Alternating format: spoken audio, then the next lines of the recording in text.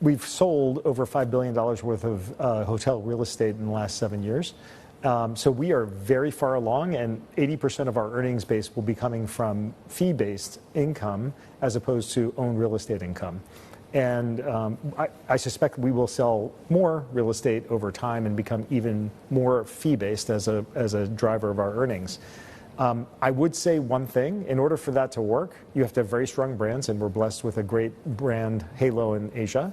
Secondly, you have to have great partners, and Sierra Land is one of the premier developers and owners in China. We also deal with a lot of other developers in China that are excellent, but that's true across all of Asia. You have to have great owners as partners. So, Mark, talk to us about how your business is doing in China. I would assume that foreign visitors, especially Americans, they've tailed off pretty sharply, right? And your focus going forward would probably be Chinese domestic visitors or travelers, right? How is that looking? You're exactly right. For the last 3 years in a row, I would say 21 and 22 and 23 specifically, domestic travel was the driver. And in 24, we've seen a tremendous incidence increase in outbound Chinese travel, unlike last year. So domestic demand and the level of performance within China has actually declined year over year. And what we see now, because we have hotels throughout Asia, is Chinese are traveling to Japan, they're traveling to Thailand, they're traveling to Vietnam, they're traveling to Korea. And those markets have really seen significant increases, in part because of Chinese inbound travel.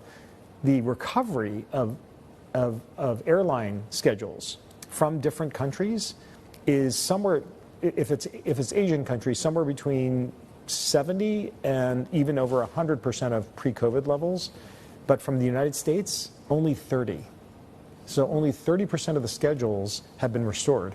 So the inbound traffic, the inbound airline capacity has been shrunk so dramatically that it's very difficult to get directly to China now from many cities in the U.S. So it's a tough question, right? We're 20 days away or so from the elections, right? Depending on who wins, et cetera. I mean, are there concerns that this a very sharp tail off in arrivals, et cetera, that it could get worse and affect your business in China?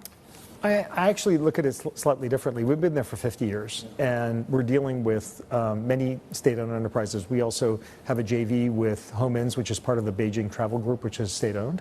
So we feel like we've taken steps to really get closer to those companies that are helping to support the growth of the economy in China. So as a private enterprise, I actually don't think that the macro geopolitical scene is going to have a huge negative impact on us. Okay. I think we stay focused on building strong relationships and performing.